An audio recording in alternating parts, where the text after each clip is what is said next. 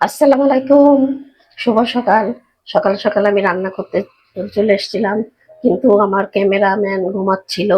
আমি তাকে ডাকতে পারিনি, বৃষ্টি হয়েছে তো ঠান্ডা ঠান্ডা, সে ঘুম দিছে, ওঠে না।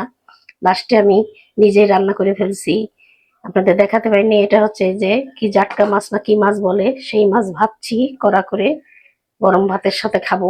এই যে জাটকা মাছ। আর এখানে চিংড়ি শুটকি ভর্তা করছি। চিংড়ি শুটকি ভর্তা করছি, এটা আমার কালকে নিরামিষের তরকারি। এটা আমি পেঁপে দিয়ে আলু দিয়ে ভাজি করছি।